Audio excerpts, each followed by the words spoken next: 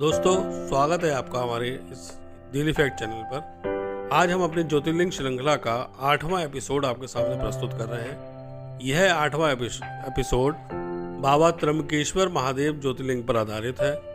आशा करते हैं कि आपको ये एपिसोड और एपिसोड्स की तरह ही आपको पसंद आएगा।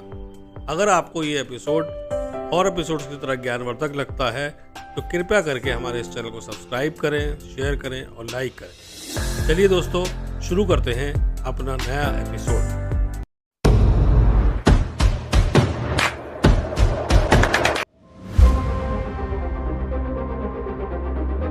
चैप्टर 1, बाबा त्र्यंबकेश्वर महादेव ज्योतिर्लिंग। त्र्यंबकेश्वर ज्योतिर्लिंग मंदिर महाराष्ट्र राज्य के नासिक जिले में त्र्यंबक गांव में गोदावरी नदी के किनारे स्थित है।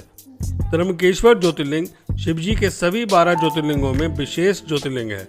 यह ज्योतिर्लिंग 3 लिंगों के रूप में विद्यमान है। यह 3 लिंग भगवान शिव, भगवान विष्णु तथा भगवान ब्रह्मा जी को समर्पित है।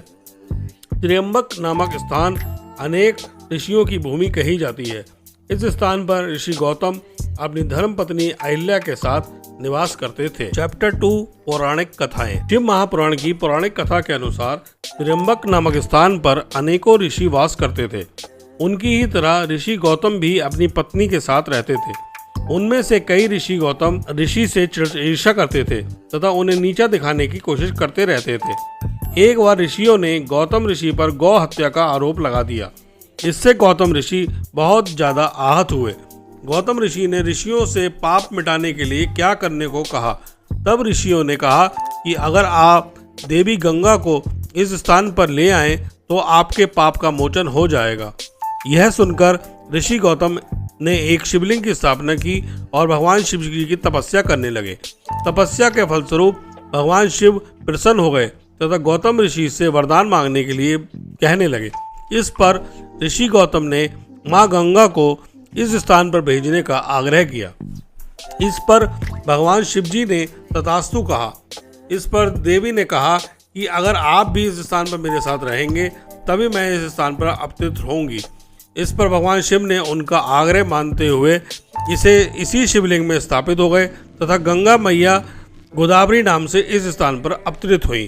क्योंकि यह स्थान त्र्यंबक नाम से विख्यात था, इसलिए भगवान शिव भी त्र्यंबकेश्वर नाम से विख्यात हुए। चैप्टर 3, वर्तमान मंदिर। वर्तमान समय में जो मंदिर है उसका निर्माण सन 1740 से 1760 के बीच तीसरे पेशवा बालाजी बाजीराव ने एक पुराने मंदिर के अवशेषों पर कराया था। यह मंदिर काले पत्थरों से बना है। मंदिर का स्थापत्य अद्भुत है। इस मंदिर के पंचकोशी में काल सर्प शांति, त्रिपंडी विधि और नारायण नागबली की पूजा संपन्न होती है। इस मंदिर की भव्य इमारत सिंधु आर्य शैली का एक उत्कृष्ट नमूना है। मंदिर के अंदर गर्भगृह में प्रवेश करने के बाद शिवलिंग का केवल अर्धा ही नजर आता है, लिंग नहीं नजर आता। गौर से देखने के बाद अर्धा के अंदर 1-1 इंच के 3 लिंग दिखाई देते हैं। इन लिंगों को त्रिदेव ब्रह्मा, विष्णु और शिव का अवतार माना जाता है। इस मंदिर का मंडप चौकोर है तथा इसके दरवाजे काफी बड़े हैं। मंदिर के अंदर स्वर्ण कलश रखा है। इस मंदिर के अंदर कुशाव्रत नाम का एक कुंड है जो गोदावरी नदी का स्रोत है, जिसे गौतम ऋषि ने एक कुशा के माध्यम से बनाया था। इस कुंड को तीर्थ का स्थान हासिल है। यहाँ 12 वर्षों में एक बार कुंभ का भी आयोजन होता है। चैप्टर 4, बाबा का आशीर्वाद। बाबा का आशीर्वाद ऐसा है कि यहाँ पर दर्शन मात्र से ही जन्मों जन्म के पाप समाप्त हो जाते हैं तथा कुंडली के कालसर्प दोष का निवारण भी यहाँ आकर हो जाता है तथा जातक जन्म मरण के चक्र से मुक्त होकर मोक्ष को प्राप्त हो जाता है। चैप्टर 5, त्र्यंबकेश्वर ज्योतिर्लिंग कैसे पहुँचे। त्र्यंबकेश्वर मंदिर पहुँचने के लिए रेल, बस एवं हवाई सेवा का विकल्प उपलब्ध है।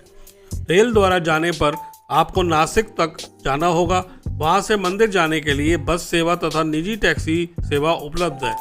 हवाई जहाज से जाने के लिए पहले मुंबई जाना होगा, वहां से उपरोक्त तरीकों से पहुंच सकते हैं। चैप्टर 6, निष्कर्ष। त्र्यंबकेश्वर मंदिर प्रार्थना के स्थान से भी ऊपर स्थान रखता है। यह हमारे इतिहास की धरोहर है। इसकी सुंदरता, इसकी प्राचीनता तथा हमारी संस्कृति से गहरे जुड़ाव का प्रतीक भी है। यहाँ पर लगने वाला कुंभ मेला इसकी विशेषता को बढ़ाता है। यहाँ पर आकर मिलने वाला पुण्य लाभ अपने आप में विशेष है।